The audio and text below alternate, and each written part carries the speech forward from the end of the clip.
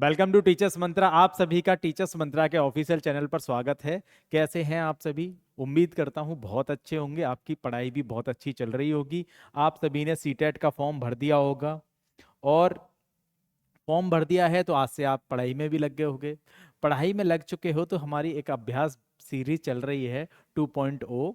आप उसको लगातार फॉलो कर रहे होंगे, ठीक है, और अपने फ्रेंड्सों के बाद साथ भी शेयर कर रहे होंगे। आज हम बहुत ही इंटरेस्टिंग क्या लेके आए हैं आपके लिए, एक क्लासेस लेके आए हैं। इस क्लास में आपके यहाँ से 1 से 2 नंबर हमेशा ही बनते हैं। और मैं बात करूँ, ये हर सब्जेक्ट यानी कि सीटेट के आपके ईवीएस में भी क्वेश्चन आ सकता है, यहाँ से आपके सीडीपी में भी आ सकता है, आपकी लैंग्वेज सेक्शन में भी आ सकता है, या आपकी मैथ्स में भी आ सकता है। ये इंटरेस्टिंग सब जो टॉपिक है यहाँ से क्वेश्चन बनता ही है। ये कौन सा टॉपिक है? वो है अधिगम प्रक्रिया में विशेष त्रुटियां। मतलब कि जब बच्चा अधिगम करता है, जब बच्चा पढ़ता है तो उसमें त्रुटियां तो करेंगे।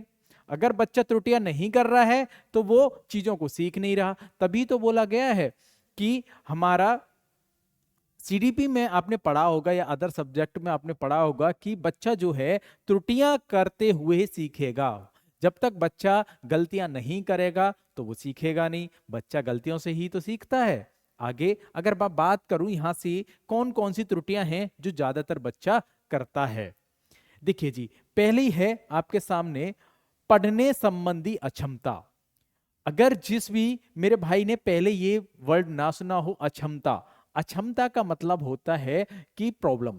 क्या प्रॉब्लम है पढ़ने में? यदि बच्चे को प्रॉब्लम है तो वो कौन सी क्या है? अगर मैं बात करूं तो वो है डिसलेक्सिया। यानी कि आप इस तरह से इस वर्ड को भी याद रख सकते हो। आपको समझना है अगर डिसलेक्सिया की बात है तो देखिए, डिसलेक्सिया, लेक्सिया को आप क्या है, लैंग्वेज, यानी कि डिस का मतलब हो गया कि लैंग्वेज में उसको प्रॉब्लम है। बच्चा जो है लैंग्वेज पढ़ते टाइम जो है गलतियां कर रहा है, तो त्रुटियां कर रहा है, तो वो क्या है, डिसलेक्सिया है। ठीक है, समझ में आया? अगर बच्चा पढ़ते समय त्रुटियां करते हुए देखा जाता है, क्लासेस में आप जो है बच्चे को देखते हैं कि वो गलतियां कर रहा है पढ़ते टाइम, पढ़ना चाहिए उसको कुछ और लेकिन पढ़ कुछ और रहा है। जैसे अगर मैं बात करूं, राम को उसने क्या पढ़ दिया, मरा पढ़ दिया, और 100 को क्या पढ़ दिया, वाज। देखिए जी, अब उसने क्या किया है, हमेशा अगर पढ़ेगा बच्चा तो वो आगे से ही तो पढ़ेगा, लेकिन उसने आगे से ना पढ़ के कैसे पढ़ा है, पहले उसने मां को पढ़ा है, पहले पीछे से आगे तक पढ़ा है। यानी कि पढ़ते टाइम वो उसको ये समझ नहीं आ रहा है कि मुझे आगे से पढ़ना है या पीछे से पढ़ना है। तो एक तरह की त्रुटि ही तो है। जैसे कि उसको क्या पढ़ना चाहिए, 100 पढ़ना चाहिए। अगर मैं बात करूं, उसको क्या पढ़ना चाहिए, SAW। ठीक है, जैसे यहां पर दिखा हुआ है SAW, लेकिन उसने क्या पढ़ लिया, WAS, वाज पढ़ लिया। आप कहोगे सर वाज भी तो एक वर्ड है। बेटा वाज वर्ड तो है, ठीक है, लेकिन क्या बात है इसमें, अगर मैं कहूं उसने पढ़ा है पीछे से, ना कि एस से स्टार्ट किया, उसने डब्ल्यू से स्टार्ट किया है वो वर्ड पढ़ना, लेकिन उसे स्टार्ट कहां से करना चाहिए था, एस से स्टार्ट करना चाहिए। तो बच्चा क्या कर रहा है, पढ़ते टाइम जो है गलती कर रहा है, तो वो किसके अंडर में आ जाएगा, वो आ जाएगा डिसलेक्सिया के अंडर में। जैसे कि ये बच्चा है, ये हमने बहुत प्यारी सी एक पिक लगा रखी है। बच्चे को टेंशन है, क्या टेंशन है, जो उसकी बुक में लिखा हुआ है वो उसको पढ़ नहीं पा रहा, तो वो क्या है, अपना सर पकड़ के बैठ गया। आप भी ऐसे ही बैठ जाते हो ना, कुछ चीज समझ में नहीं आती तो, है ना? तो क्या है, बच्चे को पढ़ने का तो मन है लेकिन वो गलती कर रहा है पढ़ने में। लेकिन ये गलतियां जो हैं क्या है, एक टाइम के बाद ठीक हो जाती हैं। जैसे आप गलती करते करते है ना सीख जाते हो चीजों को, ऐसे ही ये भी बच्चा, ये परमानेंट नहीं है। ये बीमारी जो है इसको परमानेंट नहीं है, या प्रॉब्लम ये परमानेंट नहीं है, ये टाइम के साथ में इसके साथ में ठीक हो जाएगी। तो जैसे वो क्या पढ़ना चाह रहा है, CAT, कैट को पढ़ना चाह रहा है, लेकिन उसने कैसे पढ़ लिया, टी को उल्टा पढ़ लिया। टी को ऐसे ही तो पढ़ा है उसने। अगर बात की जाए यहां पर, तो कैट को ऐसे पढ़ लिया, लेकिन उसको टी को कैसे पढ़ना चाहिए, इस तरह से ही तो पढ़ना चाहिए, एक्चुअल CAT, ठीक है, लेकिन वो पढ़ ऐसे रहा है। ठीक है, ऐसे कि यहां पर ये वर्ड है लर्न, लेकिन उसको आगे कुछ वर्ड तो समझ में आए, आगे से समझ में नहीं आया। तो इस तरह से यदि बच्चा पढ़ते टाइम दिक्कतें कर रहा है, पढ़ते टाइम उसको प्रॉब्लम हो रही है, तो वो किसके अंडर में आ जाएगा? डिसलेक्सिया के में अंडर में आ जाएगा। मैंने डिसलेक्सिया को आपको तोड़ के भी दिखा दिया है कि लेक्सिया का मतलब होता है लैंग्वेज, लैंग्वेज को क्या किया जाता है? पढ़ा जाता है। तो इस तरह से भी आप याद रख सकते हो कि डिसलेक्सिया यानी कि पढ़ने में विकार, पढ़ने संबंधी विकार की बात हो रही है। यहां से एक क्वेश्चन बनता ही है। अगला टॉपिक, अगला की बात करें, क्या टॉपिक है? देखिए जी, अगर मैं बात करूं, आपने हाँ डिसलेक्सिया में और क्या क्या प्रॉब्लम होगी, अगर मैं बात करूं यहां पर पढ़ने में बच्चा क्या होगा? धीमा होगा, है ना। पढ़ने की जैसे कि पढ़ने की जो है वो अटक अटक के पढ़ेगा, है ना। उसकी जो स्पीड है वो स्पीड नहीं रहेगी, अमूमन जो देखा जाता है उस स्पीड से कम होगा बच्चा। और क्या करेगा? शब्दावली में सामान्य कमी होगी, मतलब कि उसके शब्द भंडार में, शब्दावली का मतलब है शब्द भंडार में क्या होगी? कमी होगी। जैसे कि आप बहुत सारे शब्द हैं आपको याद होंगे, अगर उस बच्चे के साथ में ये प्रॉब्लम है, डिसलेक्सिया की प्रॉब्लम है, तो उसके शब्द भंडार में कमी होगी और इसकी स्पेलिंग याद करना मुश्किल हो जाएगा। क्या? उसको यदि उसको बोला जाए कि आपको एप्पल की स्पेलिंग याद करनी है, तो हो सकता है वो एप्पल की स्पेलिंग भी नहीं याद कर पाए। उसको यदि ये प्रॉब्लम है बच्चे को, तो वो स्पेलिंग भी याद नहीं कर पाएगा। अक्षरों और शब्दों को पहचानने में असमर्थता दिखाएगा।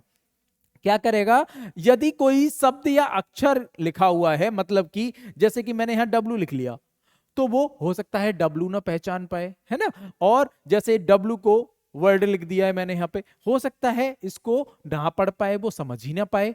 ठीक है, तो इस तरह की बच्ची में जो चीजें देखी जाती हैं वो किसके अंडर में आएंगी? वो आएंगी डिसलेक्सिया के अंडर में। जैसे कि आपने एक मूवी देखी होगी, है ना, कौन सी? तारे जमी पे, सभी ने देखी होगी, आमिर खान है उसमें। एक बच्चा आपको इस तरह से एक दिखा होगा कि इसका नाम क्या है? ईशान। याद आ गया? ईशान, ईशान की है इस करेक्टर का नाम। इसको भी यही प्रॉब्लम थी। क्या था? कि ये बच्चा जो है पढ़ना तो चाहता था, लेकिन पढ़ते टाइम वो ऐसे खो जाता था, उसके सामने से वर्ड जो है ऊपर नीचे होते थे। मतलब ऐसा लग रहा था कोई एच जो है इधर आ रहा है, कोई इधर जा रहा है, और बाकी कोई चीज है उसके जो वर्ड है वो ऐसे उड़ रहे हैं, तितली की तरह उड़ रहे हैं। तो ये प्रॉब्लम आपने मूवी में देखा होगा। ये प्रॉब्लम किस में थी? आपके इस बच्चे में थी। ईशान करेक्टर था, यानी कि ईशान नाम का ये बच्चा था, इसको भी यही प्रॉब्लम थी। ठीक है, इतनी बात समझ में आई। यहां से क्वेश्चन बनते हैं, हर एग्जाम में आपके क्वेश्चन बनते हैं। अगर सीटेट की बात करूं, सीटेट में भी हर बार क्वेश्चन यहां से बनता है। अगला आगे चलें। देखिए जी, यदि बच्चे को लिखने संबंधी प्रॉब्लम है, लिखने में अक्षमता है, यानी कि वो लिख नहीं पा रहा है, वहां तो थी पढ़ने में, पढ़ने में यदि दिक्कत है तो वो डिसलेक्सिया है। लेकिन बच्चा लिखते टाइम यदि गलती कर रहा है तो लिखने की है डिसग्राफिया, है ना। ग्राफ से आप याद रख सकते हो, ग्राफ को बनाया जाता है ना।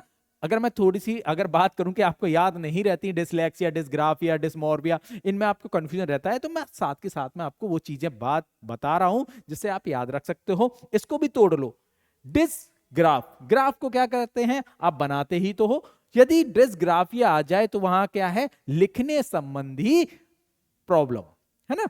तो लिखने संबंधी यदि प्रॉब्लम है बच्चे के अंदर तो क्या है? वो डिसग्राफिया है। तो क्या कई बार क्या करते हैं बच्चे? लिखते समय त्रुटियां कर रहे हैं, त्रुटियां कर रहे हैं, तो वो बच्चों के लिए, वो बच्चे क्या खराब हैं क्या? है ना। अगर आप कहें कि बच्चा गलती कर रहा है तो इसको क्लास से बाहर निकाल देंगे आप? नहीं, बच्चे की आप समझोगे कि वो गलती क्यों कर रहा है, उस कारण का पता लगाओगे, यही तो करोगे। तो ये गलती कर रहा है तो बच्चे को कौन सी अक्षमता है? डिसग्राफिया, यानी कि लिखते टाइम। तो क्या करेगा? जैसे कि ये बच्चा है ना, ये हमने पिक लगा रखा है, तो आप देख पा रहे होगे इसमें क्या क्या लिखा हुआ है? खुद पढ़े या खुदा, वो वाली बात है ना। यानी कि यदि खुद को समझ में नहीं आ रहा होगा इसको, है ना, तो ये लिखना तो चाह रहा है लेकिन वो लिखते टाइम गलतियां कर रहा है, लिखते टाइम गलतियां कर रहा है। अगर मैं यहां बात करूं, वो इस वर्ड की बात करूं, तो वो विद लिखना चाह रहा है। वो क्या लिखना चाह रहा है? विद लिखना चाह रहा है। हमने बोला विद लिख दो भाई, है ना, लेकिन वो यहां देख रहे हो उसने डब्लू आई को पता नहीं कैसा बना दिया, फिर टी को, फिर अगला वर्ड, अगला जो लेटर है इस वर्ड का वो पता नहीं क्या ही बना दिया। वो लिखना तो चाह रहा है लेकिन उसको प्रॉब्लम है ना। तो ये क्या है, जब भी लिखने संबंधी आपसे क्वेश्चन पूछ लिया जाए तो वो किसके अंडर में जाएगा, वो जाएगा डिस्ग्राफिया के अंडर में। इतनी बात समझ में आई। चलो जी आगे बात कर लेते हैं। देखो जी अगला है आपका गणित संबंधी विकार, है ना। दो मैंने करा दिया, डिसलेक्सिया करा लिया। डिसलेक्सिया यानी कि पढ़ने संबंधी, डिसग्राफिया ग्राफ से मतलब लिखना, मतलब वो लिखन संबंधी, है ना। आगे क्या है आपका डिसकैलकुलिया। डिसकैलकुलिया, कैलकुलिया से कैलकुलेशन से समझ सकते हो। कैलकुलेशन किसमें होती है, मैथ में होती है। तो कैलकुलेशन का जहां पे बड़ा आ जाए तो डिसकैलकुलिया। डिसकैलकुलिया का मतलब होता है आपकी मैथमेटिकल प्रॉब्लम, यानी कि जब भी बच्चा मैथ में कैलकुलेशन में गलती करेगा, यानी मैथ सब्जेक्ट में बच्चा गलती करेगा, तो वो किसके अंदर में आ जाएगा, वो आ जाएगा गणित विकार के अंडर में, यानी कि डिसकैलकुलिया के अंडर में आ जाएगा। जैसे यहां बच्चा क्या कर रहा है, उसको माइनस करने के लिए बोल दिया गया, तो माइनस में क्या है, उसको ये नहीं पता कि 5 में से 4 ही तो घटेगा, लेकिन उसने क्या कर दिया है, 5 में से 4 घटा दिया, फिर भी 1 ला दिया। आगे 5 में से 3 2 यहां तो सही ला दिया, लेकिन उसने यहां पे देखिए यहां क्या किया है, यहां से हासिल लेके नहीं किया, 14 में से 5 नहीं घटाया उसने क्या कर दिया है, आपके 4 में से 5 घटा दिए हैं, जबकि नहीं घट सकते। उसको क्या है, इन मैथमेटिकल जो रूल हैं उनका पता नहीं है। इस तरह की यदि बच्चा गलती कर रहा है, जैसे कि यहां उसको 1 2 3 बोलने के लिए लिख दिया कि भाई 1 2 3 लिख के दिखाओ, तो बच्चा नहीं लिख पा रहा है।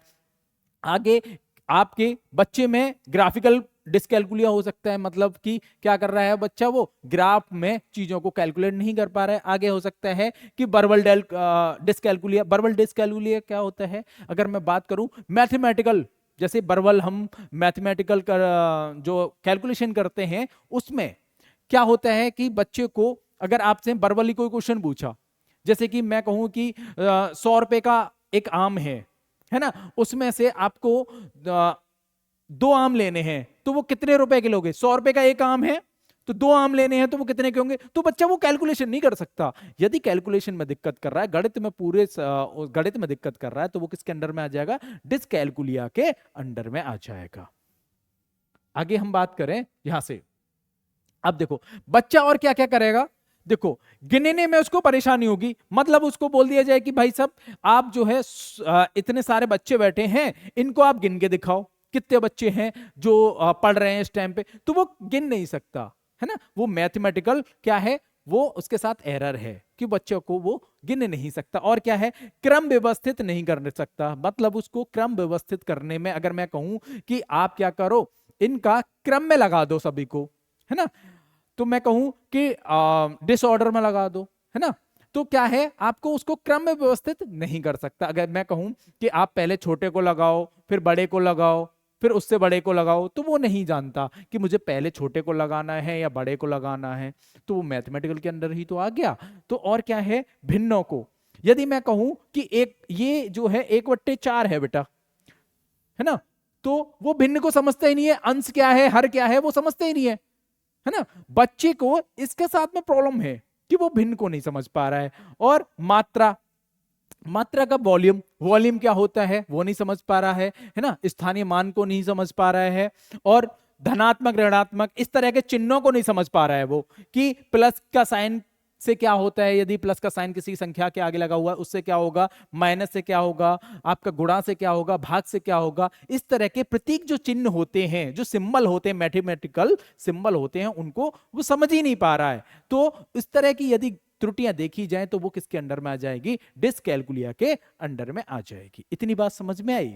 ओके आगे देखिए, अब होता है आपका जो है अफेजिया या डिसअफेजिया, है ना। इसमें क्या होता है बच्चा, अफेजिया का मतलब होता है कि बच्चा क्या नहीं कर रहा, मौखिक वर्बल रूप से सीखने में अक्षमता दिखा रहा है, मतलब वो वर्बल जो बोलने में अक्षमता दिखा रहा है, तो किसके अंदर आ जाएगा, वो आ जाएगा अफेजिया के अंडर में। मतलब बोलते टाइम, जैसे कि मैं कहूं कि मुझे जो है ये दे दो, है ना, मैं गया मार्केट, है ना, या फिर कोई बच्चा मार्केट गया तो उसने क्या कहा कि आई वांट एन, तो याद नहीं कि उसके माइंड में तो है कि मुझे क्या मांगना है, लेकिन वो बोल नहीं पा रहा है। तो बोलने में अक्षमता दिखा रहा है तो बच्चा किसके अंडर में आ जाएगा, अफेजिया के या डिसअफेजिया के अंडर में आ जाएगा। ये दोनों वर्ड का मीनिंग ही सेम होता है ना। डिसअफेजिया भी यही होता है और आपका अफेजिया भी यही होता है ना। यानी कि डिसअफेजिया और अफेजिया का ये किसके संबंधित है, वो है बोलने से संबंधित। जैसे कि मैं कहूं कि इस बच्चे ने एप्पल चाहिए इसको मार्केट से, इसके माइंड में तो है एप्पल की, एप्पल कैसा होता है, एप्पल का रंग कैसा होता है, इसका टेस्ट में कैसा होता है, देखने में कैसा होता है, लेकिन ये बोल नहीं पा रहा। कभी कभी ये प्रॉब्लम आपके साथ भी होती होगी कि आप जो है कहते हैं ना कि मेरी जुबान पर अटक गया है, मैं बोल ही नहीं पा रहा हूं। वो वर्ड का मेरे माइंड में तो है कि मुझे क्या बोलना है, लेकिन मैं बोल ही नहीं पा रहा हूं। कभी कभी ये सभी के साथ प्रॉब्लम होती है, ये है ना, आपके साथ भी जरूर होती होगी। ये बच्चे को चाहिए तो सही, जैसे कि उसने फल वाली दुकान से कहा कि मुझे भाई वो दे दो, तो भाई वो कहेगा भाई क्या दे दूं, उसके माइंड में है कि भाई ये दे दो, तो वो कहेगा कि भाई पूरी दुकान उठा के दे दूं, क्या क्या दे दूं, केला चाहिए, सेब चाहिए, अनानास चाहिए, क्या चाहिए पहले बोलो तो सही। लेकिन वो बोल नहीं पा रहा है। तो इस तरह की यदि दिक्कत है बच्चे के साथ में, तो वो किसके साथ में चला जाएगा, वो चला जाएगा अफेजिया के। यानी बोलने संबंधी जब भी दिक्कत होगी बच्चे के साथ में, वो किसके साथ चली जाएगी, अफेजिया के संदर्भ। इतनी बात समझ में आ गई। 4 मैंने चीजें बताई हैं, यहां से आपका 1 से 2 क्वेश्चन हमेशा बनते हैं हर सीटेट में या फिर सुपर टेट में, कोई सा भी एग्जाम ले लो। ये टॉपिक ऐसा कॉमन टॉपिक है, यहां से क्वेश्चन बनते ही हैं। सुपर टेट में भी लास्ट क्वेश्चन यहां से बना था, और सीटेट में हर साल यहां से क्वेश्चन आते हैं, कोई से न कोई सी सब्जेक्ट में आपका पूछ लेगा। ये कॉमन टॉपिक है आपका, यहां से क्वेश्चन बनेगा ही। आज से पहले अब आप भूलोगे तो नहीं। चलिए जी, अभी देख लेते हैं आगे क्वेश्चन कराएंगे इसके, इसी टॉपिक के। आगे देखिए, जैसे कि ये सीटेट 2012 में क्वेश्चन आया है। क्या क्वेश्चन है, एक शिक्षक तनावग्रस्त बच्चे की पहचान कर सकती है जब बच्चा निम्नलिखित व्यवहार क्या करे, प्रदर्शित करे। यानी कि उसके व्यवहार में, यानी कि उसके बिहेवियर में वो चीज दिखाई दे। क्या दिखाई दे, वो कैसे पहचान कर सकती है कि ये बच्चा जो है तनावग्रस्त है। उसके बिहेवियर में कुछ ना कुछ तो चेंजेस आएंगे। तो वो कौन कौन से चेंजेस हो सकते हैं, प्रदर्शित कैसे कर सकता है वो। तो पहला ऑप्शन है पढ़ाई में पूर्ण एकाग्रता। यानी कि ऐसा करेगा क्या, वो पूर्ण अच्छे से वो पढ़ाई कर पाएगा, उसका एकाग्रता, उसका माइंड जो है सेट हो जाएगा कि वो पढ़े, एकाग्र मन से वो पढ़ेगा क्या। अगला ऑप्शन है बहुत बात करेगा। वो क्या करेगा, बहुत बात करेगा, है ना, ऐसा करेगा क्या। सी ऑप्शन है हाइपर एक्टिविटी, अति सक्रियता, हाइपर एक्टिविटी दिखाएगा क्या अपने बिहेवियर में। आगे क्या है, आक्रामक व्यवहार, मतलब क्या है, वो आक्रामक व्यवहार दिखाएगा क्या। हाँ जी, वो यदि बच्चा तनावग्रस्त है तो वो क्या हो जाएगा, आक्रामक हो जाएगा, है ना। यदि वो किसी बात को लेकर तनावग्रस्त है, जैसे कि आप भी कोई भी चीज को लेके घर पे तनावग्रस्त है, ऑलरेडी आपकी फ्रेंड से आपकी लड़ाई हो गई, आपके फ्रेंड से आपकी लड़ाई हो गई, आपके दोस्त से आपकी लड़ाई है, आपकी मम्मी ने कहा कि बेटा जाके जा सब्जी लिया, तो आप क्या है, थोड़ा सा एग्रेसिव दिखाओगे कि नहीं जी मैं नहीं लेके आ रहा, मेरा ऑलरेडी मूड खराब है, आप सब्जी मंगा रहे हो। तो ये जो है आपके बिहेवियर में, आपकी बॉडी लैंग्वेज में वो चीज दिख जाती है। आप जब बच्चा तनावग्रस्त होगा तो उसके बॉडी लैंग्वेज में, उसके व्यवहार में वो चीजें दिख जाएंगी। जैसे हम क्लासेस में देखते हैं कि बहुत सारा बच्चा हो सकता है कि आज वो बस से आ रहा था, लेकिन बस में उसकी कंडक्टर से लड़ाई हो गई।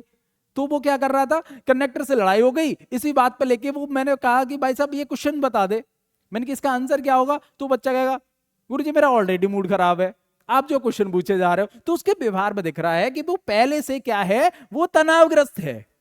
तो इसका राइट आंसर कौन सा हो जाएगा, डी वाला हो जाएगा, यानी कि आक्रामक व्यवहार वो दिखाएगा।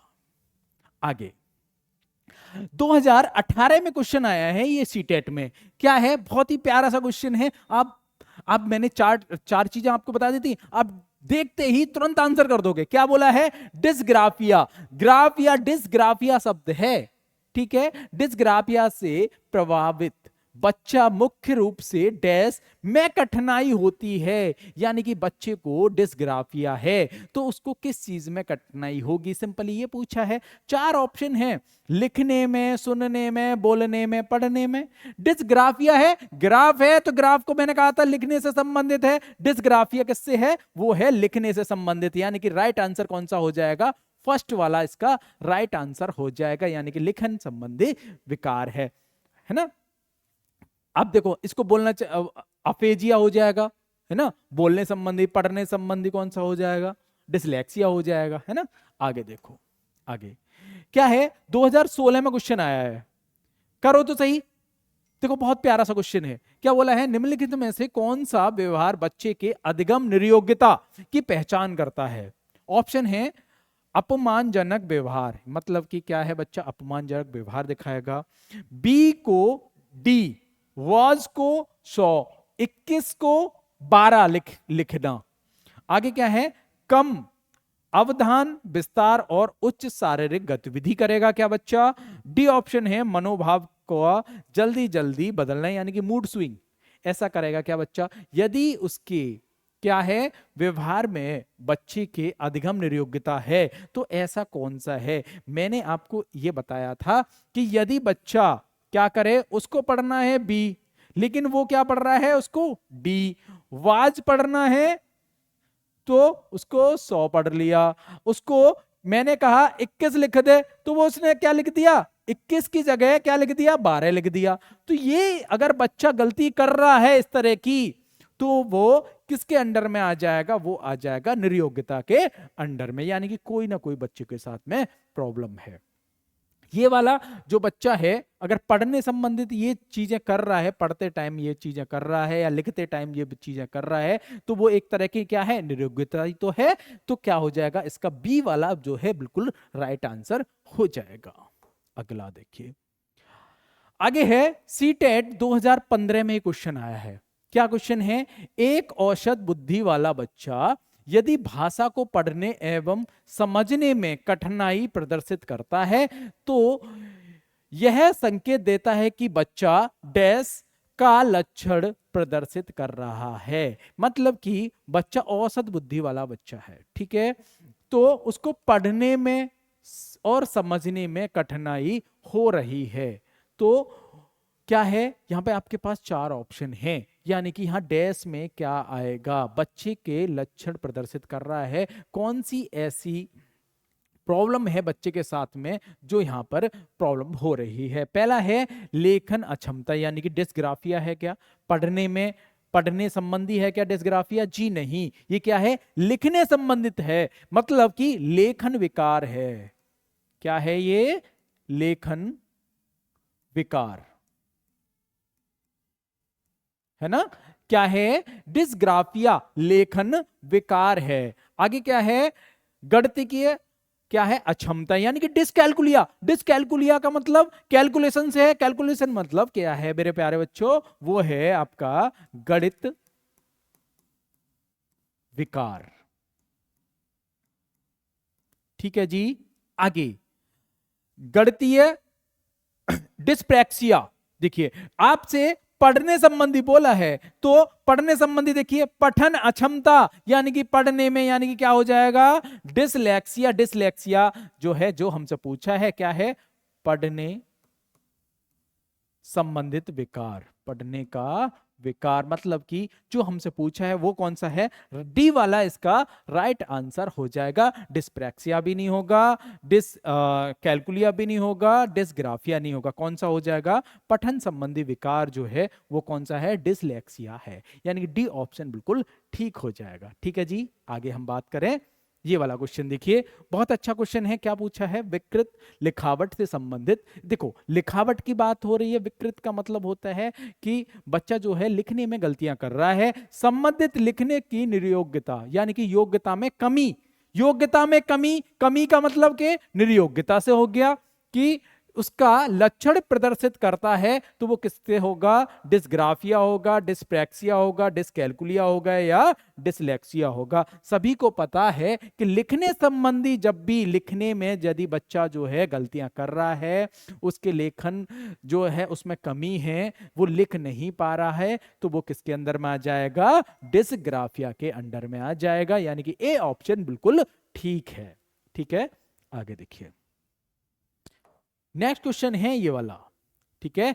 क्या बोल रखा है, कक्षा 5 का समीर अक्सर समय पर पर्यावरण अध्ययन की शिक्षिका के पास दत्त कार्य का मतलब होता है होमवर्क से, है ना। जिन बच्चों को नहीं पता है दत्त कार्य क्या होता है, वो बेटा होता है होमवर्क। होमवर्क जो है जमा नहीं करता, यानी कि दत्त कार्य जमा नहीं करता। इससे निपटने का सर्वोत्तम सुधारात्मक उपाय क्या हो सकता है? उपाय हो सकता है, आपके पास 4 ऑप्शन है। यदि आप भावी होने वाले शिक्षक हो, है ना, तो आप क्या करोगे? आपका बच्चा जो है क्लास में क्या नहीं कर रहा, होमवर्क नहीं करके लेके आ रहा है, तो आप क्या करोगे? आपके पास 4 ऑप्शन है, बहुत ही इंटरेस्टिंग से 4 ऑप्शन है। देखिए पहला ऑप्शन क्या है, उस खेल कूद की कक्षा में जाने से मना करते हुए, मतलब आप जो उसका प्ले का पीरियड है, यानी कि जो खेल से संबंधित पीरियड है, आप कहोगे कि ना जी खेलने नहीं जाओगे, तुम होमवर्क नहीं करके लाए हो, आपकी पनिशमेंट है कि आप खेलने नहीं जाओगे, ऐसा तो नहीं करोगे। पहला ऑप्शन कट गया, ऐसा नहीं करोगे ना। आगे जाके अनियमितता के कारण पता करना और समीर को परामर्श देना, ऐसा करोगे क्या? आप क्या करोगे, उसकी में जो वो बच्चा कर नहीं पा रहा, क्यों नहीं करके लेके आ पा रहा है, उसके बारे में आप समीर से परामर्श करोगे, उस कारण का पता लगाओगे। उसका बात है सी ऑप्शन, देखिए उसकी अनियमितता के बारे में अभिभावकों के लिए एक नोट लिख देंगे। आप क्या कर देंगे कि ये बच्चा जो है होमवर्क नहीं करके लेके आता, आप एक नोट लिख के दे दोगे कि अपने अभिभावक के साइन करा के लेके आना। क्या उससे वो प्रॉब्लम सॉल्व हो जाएगी क्या? आगे डी ऑप्शन है, इस बात के विषय में प्रधानाचार्य को सूचित कर देंगे। यानी कि आप क्या करोगे, तुम होमवर्क नहीं करके लेके आते हो बेटा, तुम्हारी प्रिंसिपल से शिकायत हो जाएगी, ऐसा करोगे क्या? नहीं। आपका बेस्ट जो आंसर है क्या है, बी वाला, यानी कि क्या करोगे आप, अनियमितता के कारण का पता लगाओगे और समीर को परामर्श दोगे।